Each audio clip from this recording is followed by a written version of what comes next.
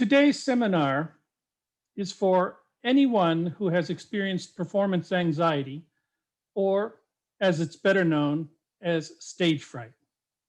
It's for people who are preparing for an audition, already performing on stage, or anyone who has a public speaking engagement. I will reference all of these throughout today's lecture. With that said, let's get started. This morning, I woke up and realized that I had to give this speech today. It was time for panic mode. Has anyone else experienced this? Fortunately, I heard that one glass of wine can calm your nerves. That made a lot of sense to me. So I had one glass before I signed on today. It worked. I'm much calmer now. Good morning, and welcome to today's discussion of overcoming stage fright.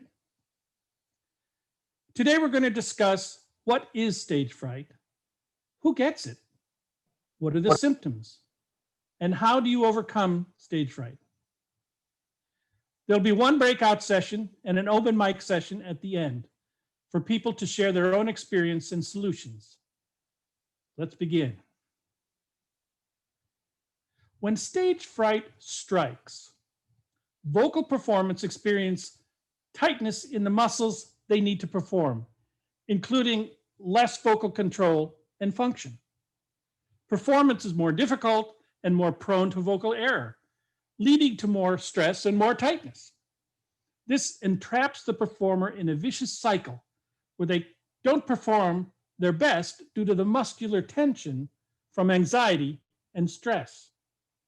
They then fear that their next performance will be bad. This produces more anxiety and more stress about the next performance. The muscle reactions are then triggered, which make the next performance more likely to go poorly. And the cycle repeats itself.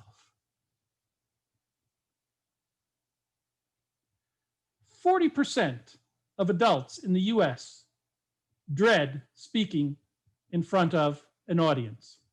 In a 2001 Gallup poll found many people feel apprehensive in such situations, and those with performance anxiety suffer from an intense fear of humiliation, embarrassment, or scrutiny by others.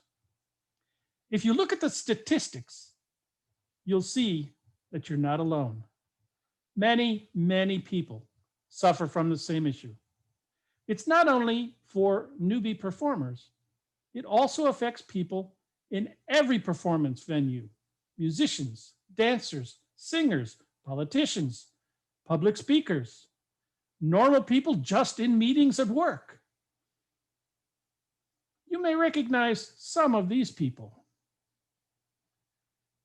Barbra Streisand could not appear on stage for 27 years after she once forgot the lyrics of a song. Rod Stewart got so nervous he had to stand behind a stack of loudspeakers during a song.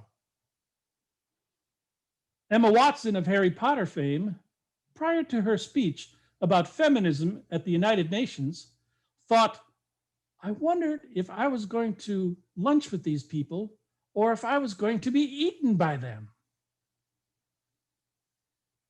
Sir Laurence Olivier, one of the most celebrated English actors, often had to be pushed on stage. Other actors were told not to look at him in the eyes to lower the pressure on him. Before starting a movie scene, Scarlett Johansson often suffers from severe anxiety attacks. Many believe Abraham Lincoln suffered from severe anxiety. And these are just a few of the famous people who are said to suffer: Adele, Katy Perry, Beyonce, Jennifer Lawrence, Andrea Bocelli, Emma Roberts, Donny Osmond, Ariana Grande, Renee Fleming, Johnny Depp, Emma Stone, Jim Carrey. Who's next? You? Stage fright or performance anxiety can seriously affect your confidence when it comes to addressing a group of people in public. Today, we're going to dive headfirst into learning everything there is to know about this issue and what we can do to manage it. Stage fright is often thought of as a communication-based anxiety resulting in a person experiencing physiological excitement, negative feelings, certain behavioral responses to the actual or expected act of public speaking, auditioning, or performing. In other words, stage fright is primarily a fear of appearing in front of an audience. It can affect people in any performing venue. People who have this phobia typically feel vulnerable or at risk during the time that they're in front of an audience, or the anticipation leading up to the performance may create rising levels of anxiety that may trigger a fight or flight response. You may even feel that you have a hard time concentrating. You might even want to avoid the performance altogether. At some point, every performer has been a victim of some level of performance anxiety. But with the right technique and regular practice, most people are able to overcome this particular fear. You may be surprised to learn that there are more than one type of stage fright. What causes stage fright in you may be different than what causes stage fright in someone else. It's merely your brain playing tricks on you. So you'll have to learn to stop listening to it. First, anticipation. Anticipation begins weeks before your performance. It may grow until you find a reason to avoid the performance altogether, avoidance. If you reach the performance stage where anxiety kicks in, that may increase the level of affecting your performance. It's important to work on your fear before it reaches the panic stage. Otherwise, you may have to have a glass of wine similar to the one I showed you earlier. One of the biggest causes of stage fright is letting your nerves and negative mentality get the best of you. Having a bad experience on stage in the past can also cause fear in the future. If you already have a social anxiety or another anxiety disorder, people with a pre-existing anxiety are much more likely to experience stage fright. It's also described as fear of social situations, where a person has a strong fear of a negative evaluation or of a failed performance. Is stage fright visible to everyone? It's important to understand that it usually is not visible. This means that the audience cannot usually tell how nervous you are. If a person is anxious, they tend to see everything in a negative light and to interpret it as a threat. Things like, everyone's looking at me. They probably think I'm weird. They probably think I'm foolish or just annoying. Some people develop stage fright because of perfectionism and comparing themselves to others. Stop comparing yourself to other performers. You are not a carbon copy of anyone else. Quite possibly, the person you're comparing yourself to has gone a long way and battled stage fright in the past as well. Now we know what it is, but how does it manifest itself? What are the symptoms? At this point, we're going to go into a breakout session. We're going to break you up into small groups of 2 to 3 people, and we're going to answer the following questions. Have I ever felt stage fright? How did it feel or affect me? Have I ever seen another show stage fright? How did I know? At the end of the breakout session, each group will develop 2 to 3 answers to discuss in the main group. The breakout session will last 10 minutes. You'll automatically come back to the main room. In the breakout room, designate someone to be the spokesperson when you return to the main session. Okay. Scott, if you could send everyone to their breakout sessions.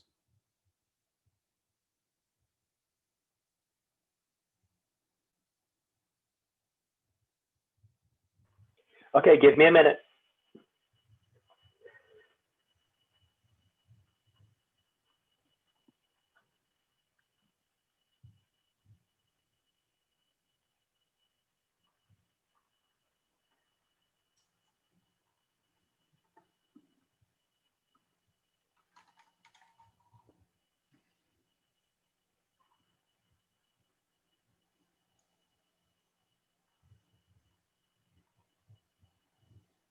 How many people do we have? We're at 14. So 3 or 4 to a breakout session.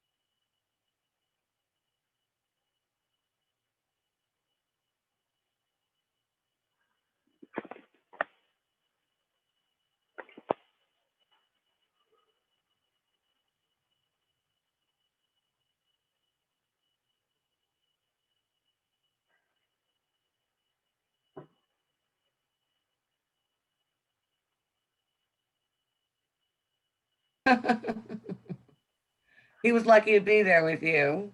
I felt like the lucky one.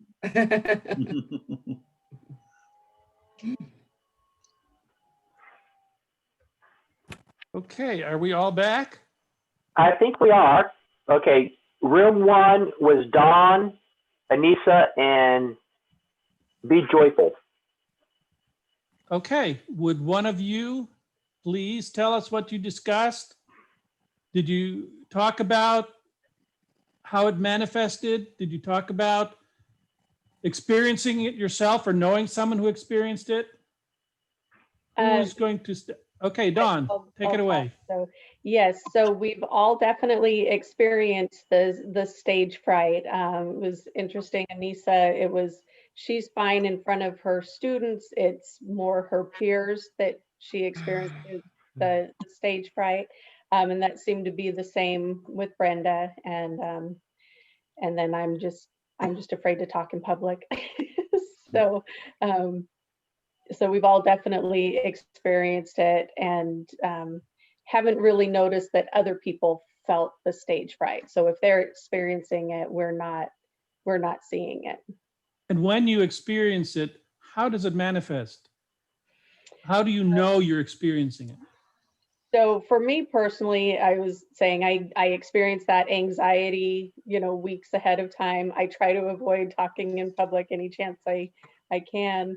I'm fine in small groups, one-on-one, I'm fine, but in front of a large audience, I seize up, my voice gets shaky, my mouth is dry. I'm sweating, my knees are wobbly, I lose my place in my notes. I'm just a mess.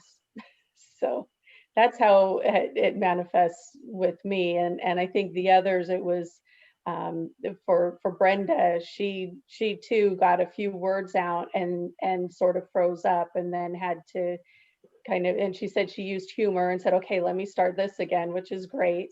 And then Anissa, I think it was just the tension and the nervousness that she felt in front of her peers. Well, when we get further into the discussion, you'll find out that all of the things you described are what everyone feels. You're not alone. Okay, group 2. Who is in group 2? Mr. Slater, Mrs. Lewis, and Donna. Okay, can someone from that group tell us what you discussed? Yeah, I can go. So yeah, I experienced the same, I guess, symptoms, for lack of another word, as Dawn, where you get like the shaky voice and your heart start pounding through your chest. I think Miss Donna, she said that she had some wobbly knees as well. And looking at others, I can easily recognize it in others too, because I go through the same stuff when I'm giving a speech. So I know when someone else is experiencing it as well. So yeah, it takes like a physical toll on me because my voice starts to crack and my throat get tight, and so that's how it affects me. Anyone else from that group want to say anything?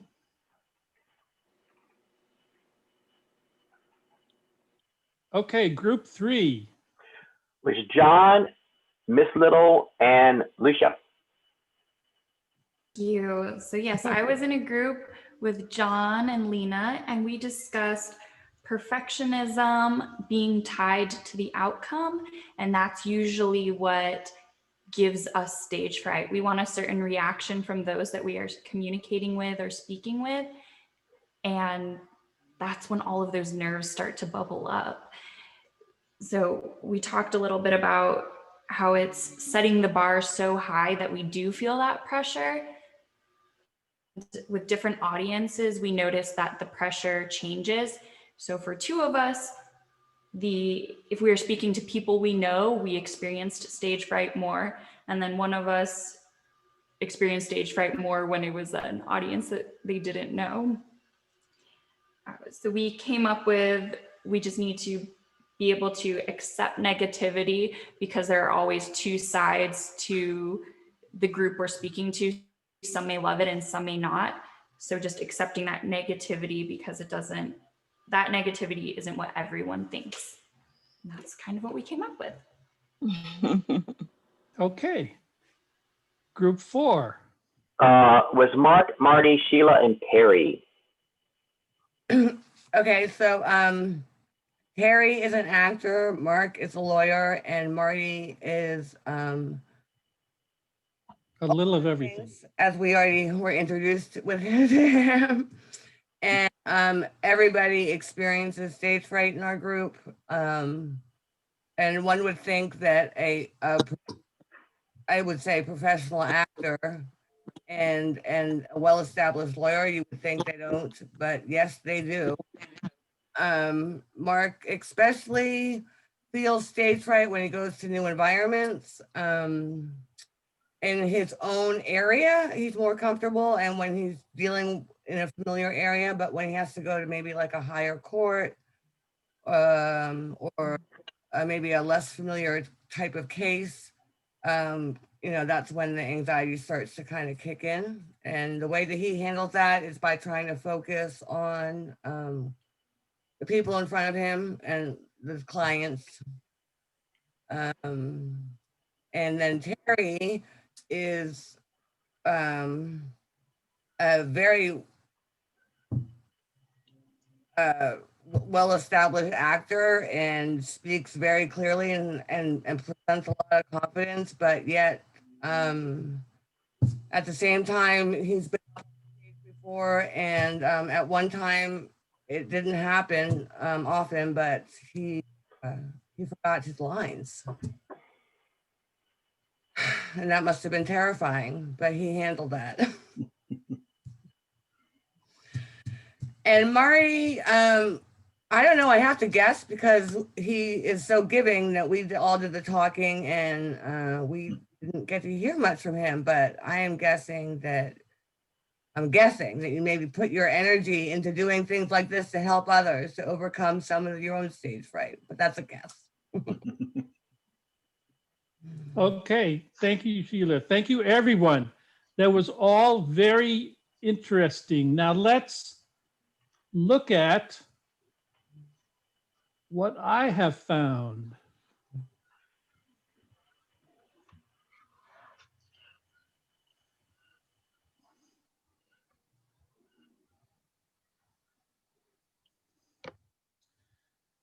How does stage fright manifest itself? You'll notice that a lot of these things were mentioned by people in the group. Perhaps not dilated pupil, but tense muscles. When you get tense, you get tight. You can't move. It's uncomfortable to move. If you're a speaker, have you ever seen someone just grab a hold of the podium with a death grip? If you're auditioning for something, have you ever seen people just stand there and do nothing but not move or anything? Sweating. Well, clearly sweating is something that manifests itself when you're performing. Tunnel vision. Does everyone know what tunnel vision is? It's when you focus on one thing to the exclusion of all else. For example, if you're performing, you might be looking at one particular person and all of the rest of the audience is gone. That's the only person you can see. If you want to break out of tunnel vision, all you have to do is move. Shift your eyes, and that will help you with that. Pale or flushed skin, cold and clammy hands. Yes. Oh, yes, that happens all of the time. Trembling. Have you seen that? Rapid breathing. Shallow breathing. All of these are symptoms that you're experiencing stage fright. Is it a health disorder? Generally not. Stage fright is not hazardous to your health. However, it can be damaging to your career goals, especially if you let it reach the panic stage where you cannot perform at all. It may become more hazardous to your health if it causes you to have full-blown panic attacks. Panic attacks are typically more severe than common stage fright symptoms and therefore may require long-term medical treatment or talk therapy. So, how do you overcome it? You have a case of stage fright, but you still have an audition that you really want to attend. You still have a speech that you really have to give. You still have a meeting where you're making a presentation to your boss. What do you do? How do you overcome it? We'll discuss this in 5 segments. First, what not to do. Then, what to do before your performance. Then, what to do during your performance. Then, what to do after.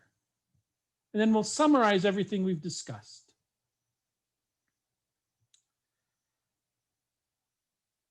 Don't show up on stage or behind the podium and make a little joke about how nervous you are.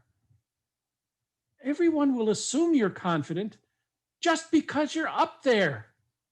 Announcing that you're nervous will make you feel better, but the audience will lose faith in you because they suddenly think that you're not prepared and they will stop paying attention. Never apologize to an audience. Avoid caffeine. Unless you're normally a caffeine addict, a coffeeaholic, is that what it's called? Don't have extra caffeine on the day of the performance or presentation. You may think that it will make you perform with more energy, but actually it will make you feel more nervous and jittery. Never try to impress the audience. If you do so, you'll be focusing on the wrong thing. You should focus on how to deliver your message in the most comprehensive and enjoyable way so that the listeners can benefit from it. If you focus on making an impression, you'll be focusing on yourself, therefore noticing all the little mistakes that one-on-one that no one else will pay attention to. This in turn leads to a feeling of uncertainty and nerves. If I don't do a presentation, stage fright will eventually go away. If you ignore your fear and don't give presentations and don't go to auditions, if you don't get in front of others to conquer your fear, the chances are you will always have stage fright. What to do before you make a presentation or go to an audition or perform. Create a ritual. Come up with a fail-proof ritual for the day of your performance. This could be a 3-mile jog on the morning of your performance. Maybe the same last meal before you go and perform, or even singing a certain song in the shower, or putting on your lucky socks. Do whatever it is you have to do to gear yourself towards success. Think positively. Focus on all the amazing results of your presentation or performance instead of everything that can go wrong.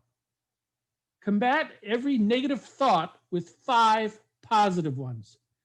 Keep an index card with motivational phrases in your pocket. And do whatever you need to do to focus on all the benefits that the performance will give you, instead of honing in on all the fear and anxiety that you may be feeling. Set a stop time for your anxiety.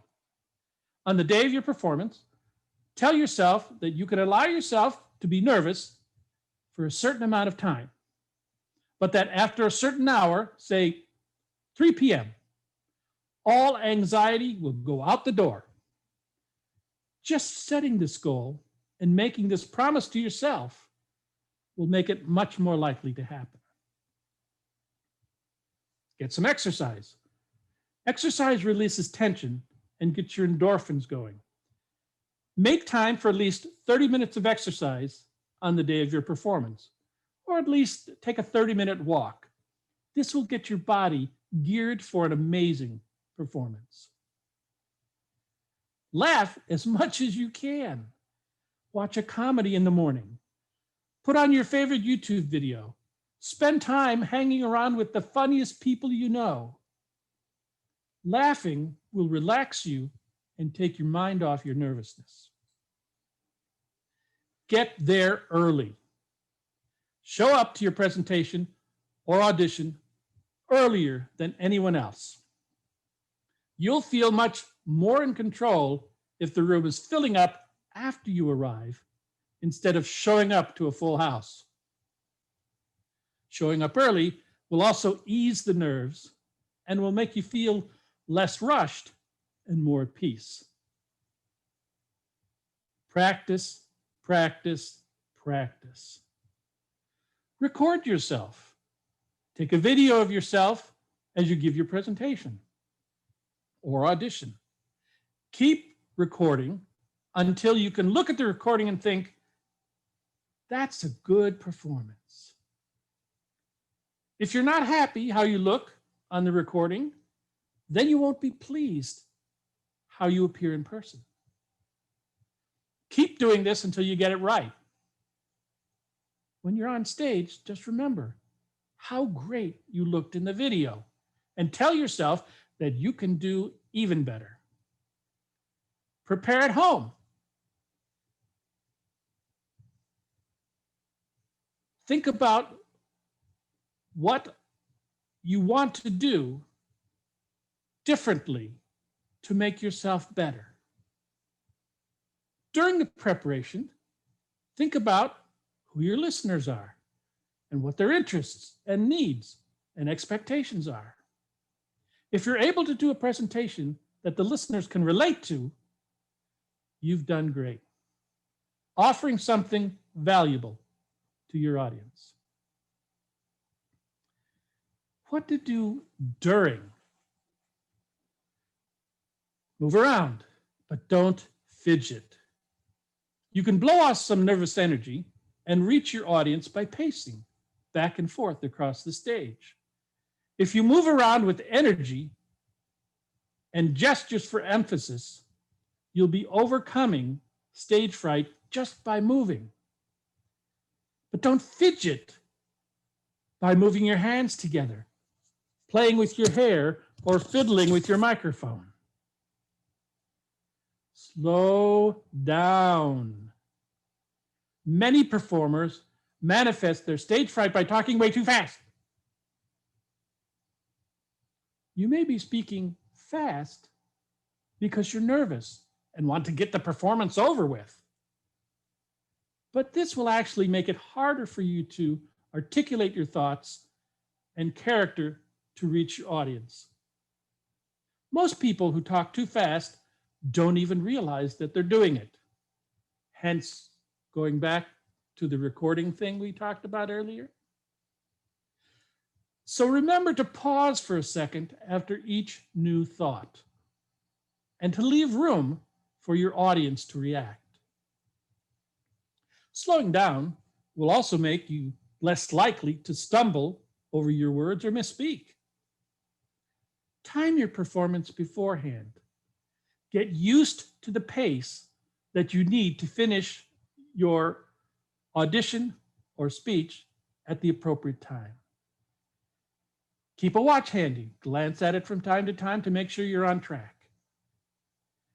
Fake confidence.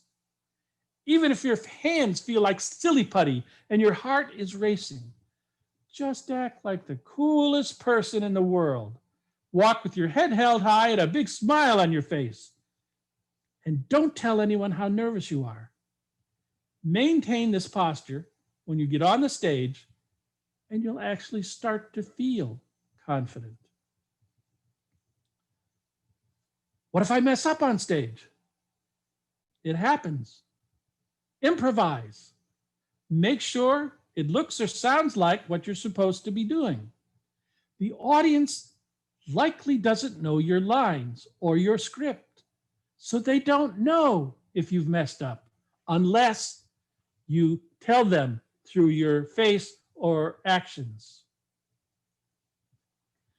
Do your best to continue like nothing happened. Most of the time, the audience won't even notice. Remember Murphy's Law? Anything that can go wrong will go wrong. A whole lot of people are afraid just for the reason of thinking, what will they think of me? You can't control what others think of you as a person. However, being well prepared, you can control what others think of your performance. And that's what's important. What to do after your performance? Ask how you did. Ask others who are in the audience to let you know what you did. If you really want to improve your stage fright, you should ask the audience how you did by asking for feedback afterwards, asking colleagues in the audience to give their honest opinion. Knowing what you did well will build your confidence, and knowing how you can improve will help you feel more confidence the next time you're on a stage. Find out what works and what does not work. Keep trying different treatment methods until you find something that works for you. Even if your performance anxiety ends up being a permanent ailment, find ways that you can still work through this condition so that it does not hold you back too much. Still, it happens that something will occasionally go wrong. What you do is go home and analyze what went wrong and what you can do better next time. Stay positive. Don't give up. It's also very certain that as long as you're not able to start thinking more positively about doing your presentation, there won't be many satisfying results. Stage fright is like many other things that you need to learn to cope with. It's important to keep moving forward. Don't dwell on the past. Each performance will improve due to your ongoing striving to get better. Today we discussed what is stage fright, who gets it, what are the symptoms, and how to overcome it. Then we went on to discuss the 4 types of stage fright: anticipation, avoidance, anxiety, and panic, followed by the causes: nerves, previous bad experience, fear of failure. We discussed the symptoms of stage fright: rapid breathing, tensed muscles, sweating, cold and clammy hands, pale or flushed skin, tunnel vision, and others. Finally, we discussed many options for overcoming stage fright: what not to do, what to do before, during, and after your performance. Warren Buffett, once a college student who was terrified of getting up and saying his name in class. Buffett was able to overcome his aversion to speaking in front of others by facing his fear head on.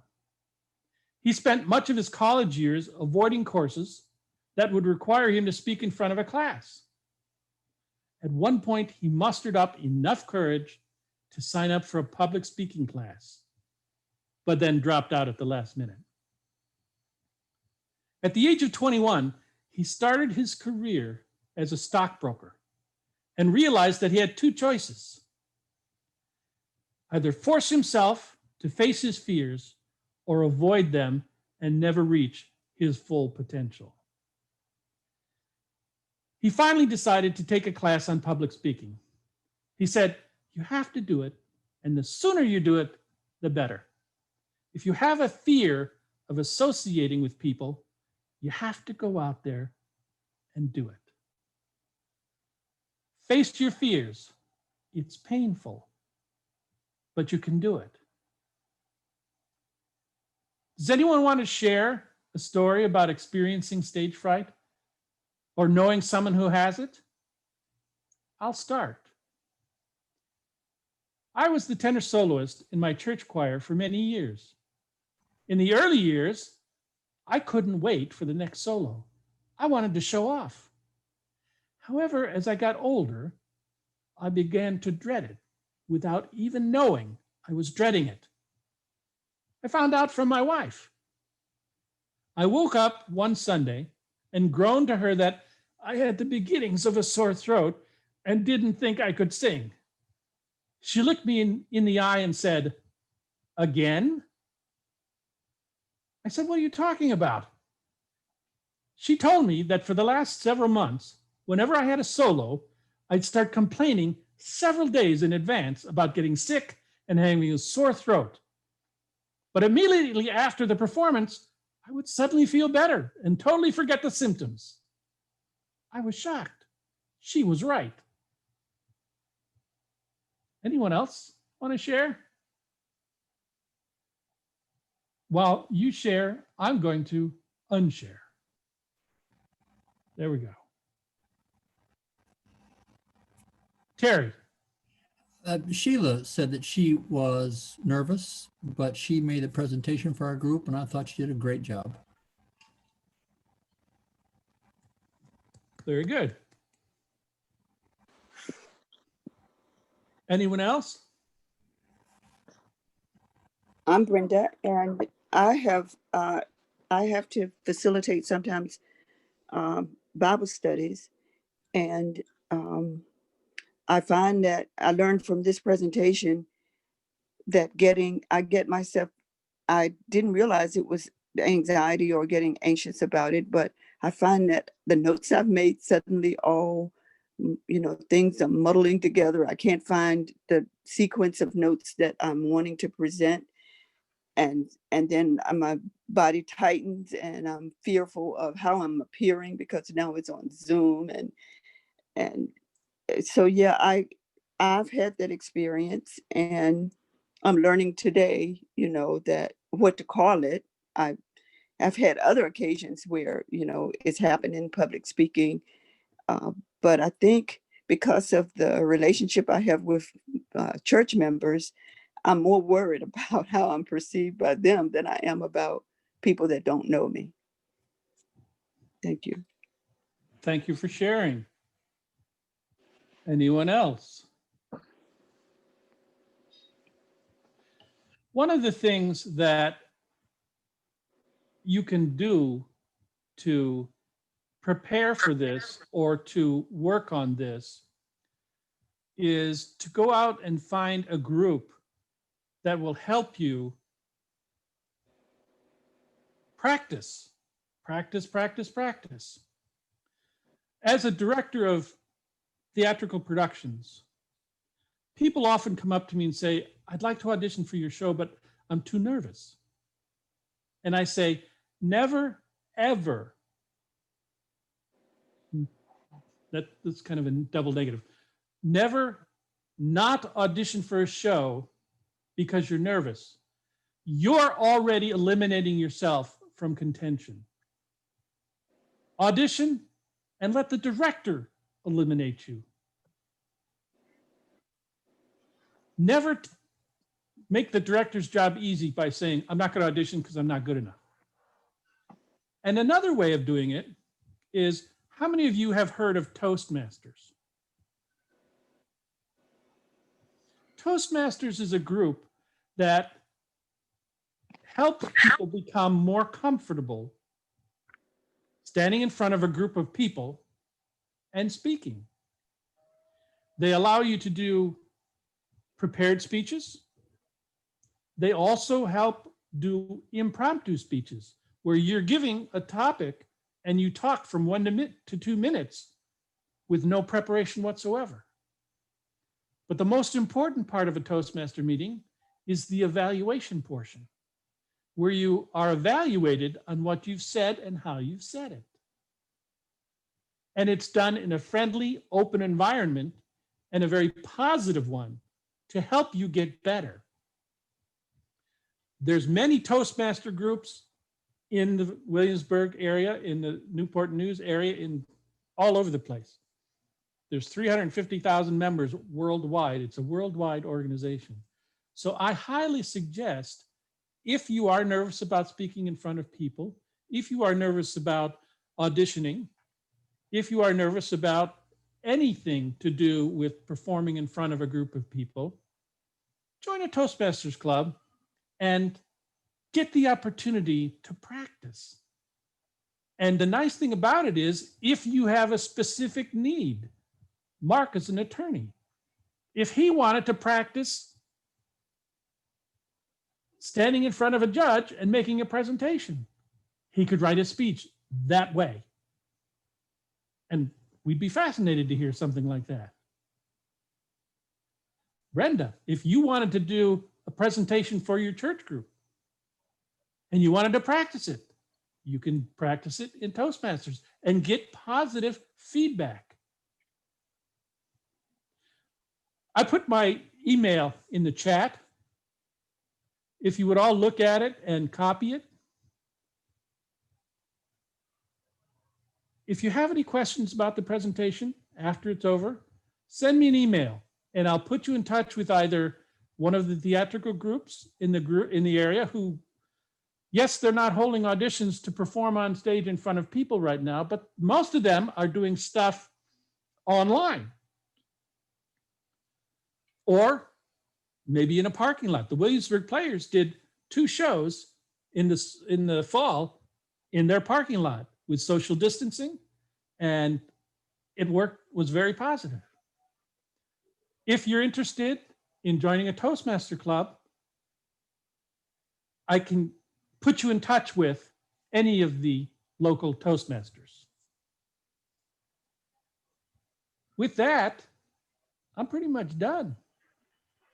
Anybody have any questions, comments? Anyone still awake out there? Okay, finally got a reaction. Thank you. Thank you very That was much. fantastic. Thank you. Excellent presentation. This was helpful. It was very helpful. Sure was. I will be placing a copy of this Zoom session in our YouTube channel, and I will send you each the link to that, as well as include in that email Marty's email, so you've got that in your email, so you can contact him as you need. Oh. Very Thank you, good. Scott. Thank you. Thank you, Marty. You're welcome. I enjoyed it. Although I was very nervous before it started.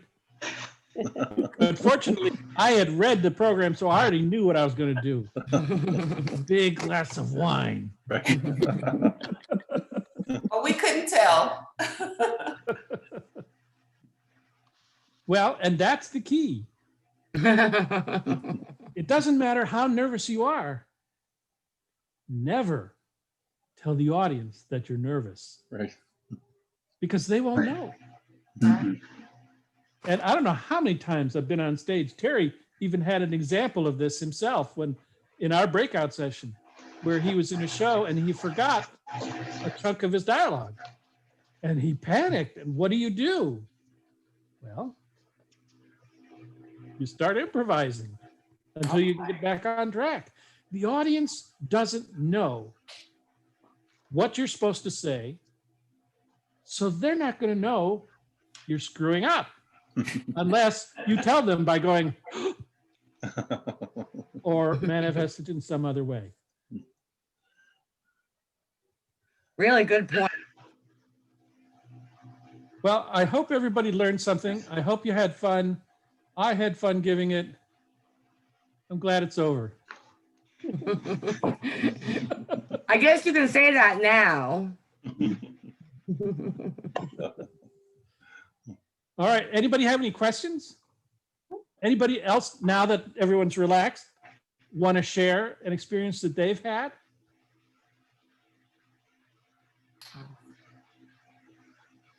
Yes, Trish.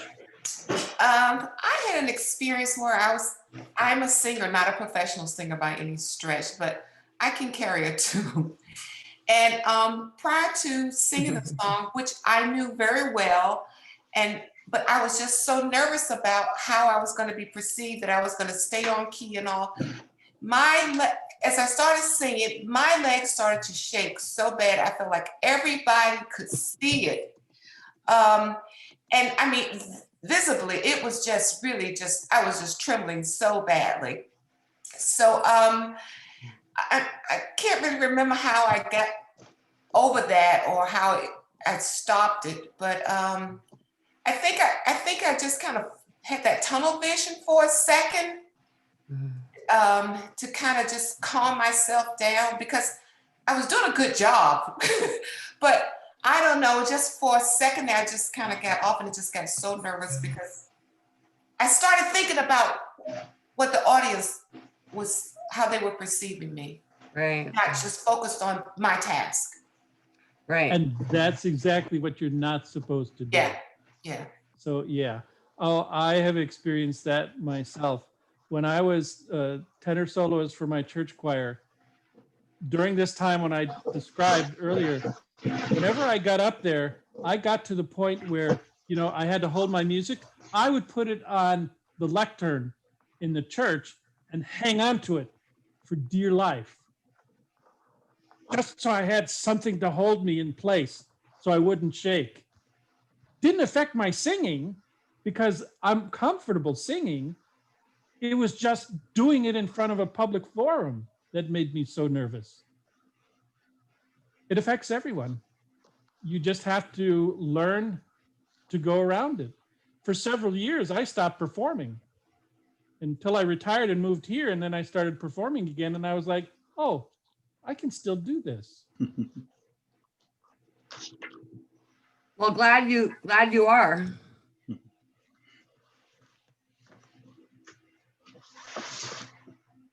Anything else?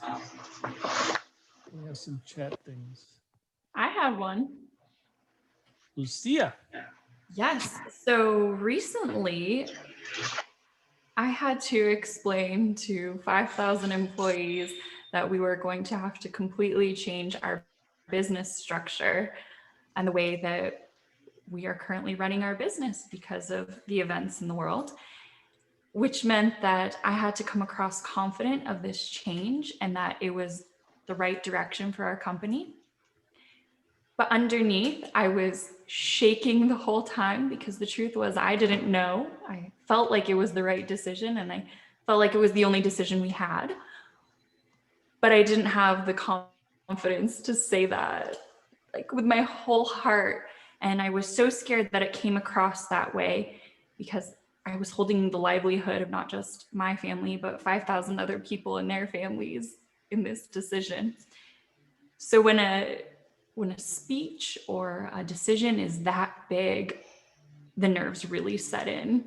And it's just, I like you, Marty, I wanted to hold on to the desk. Luckily we were over Zoom and I had to deliver this news, but I couldn't imagine doing it face to face at that point because I was so scared. My knees were shaking, everything. I've had to give some speeches recently, and I got to the point where I almost wanted to fake a bad connection.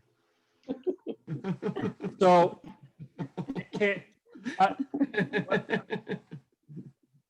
I'll have to do this later. I have a bad connection. And then someone jumped in and said, "Oh no, it's good now."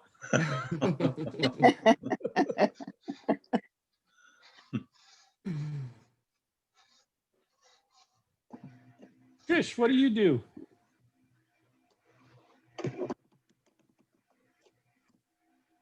I am retired. I'm a retired probation officer from Alexandria, Virginia. And I've been in Williamsburg since '08. So right now I am part of a caregiving team for my mother who is 97. God bless her. Yeah. And fortunately, she's in her home because she's still in her right mind. Praise God. But, we just help her with, just care things, preparing meals, blah, blah, blah. I'm a member of the community Williamsburg Chapel Choir. Well, I was, but we're no longer singing. And for recreation, I'm a tennis player. I enjoy cooking and eating. I've got the COVID pounds to prove it. Well, good for you. I actually know another probation officer who just recently retired, Lynn Claiborne. She's in Hampton, but I think she used to do it for the military. Okay. Yeah. Brenda, what do you do?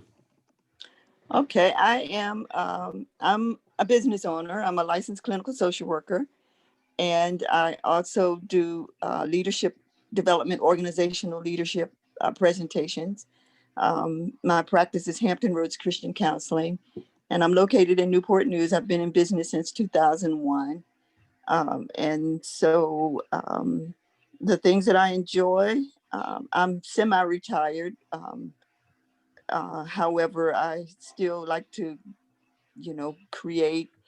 I desire to write a book capturing, some of my experiences over the years as a clinician and the needs that I've seen evident as it relates to my spiritual, the spiritual clarity and each time I've started, and so part of my question, I'm sharing who I am, but as you were talking and presenting, I was asking myself, because I've been trying to write this book for like 10 years now. I've captured all of the notes and the highlights, but every time I try to organize it, I get lost. And I think it's too much information and I don't quite know how to narrow it down. But what attracted me to your presentation was, is it anxiety? Because as I'm putting it together, I'm trying to picture who is my audience, who is it that I want to attract to read it, and is that, you know, so my question to you is, how do I, if that's true, if this same kind of performance anxiety is occurring, you know, am I using the same, I'm guessing I can use these same techniques to talk myself down and just decide, pick a spot and go with it and narrow the scope, because I can't tell the whole story, you know, and I think that's my ambition, is that I overthink it and I get too much information and then I just stay stuck and don't do anything with it. And I know I digress from you asking me, who am I? But that's part of who I am right now in this Well, moment. no, that's exactly what we wanted to know, is why did you come here? One of the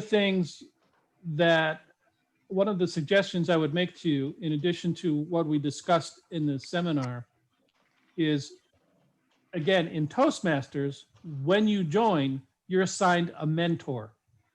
That Okay. mentor stays with you for your first several speeches until you get comfortable with the system and making a speech and all of that. In your case, you should get a mentor to help you in the writing process. Okay. So that, you know, you can let them read it. Sure. Let them ask questions. Let them help you get past this. Is it too much? Is it too little? What is it? Yes. Get a second set of eyes, or two or three. Okay. That would be Okay. my suggestion. I like that suggestion. Thank you. Thank you. All right, I'm afraid we're going to have to wind this up.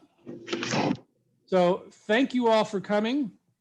Thank you. I'm sorry we were late with the Zoom link, but you know, technical issues always happen, and I'm not technical, so I just go where I'm pointed.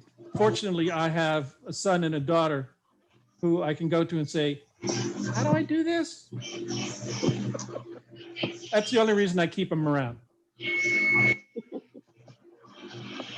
All right, bye everyone. Joy, thank you very Thanks for much. coming. Thank you.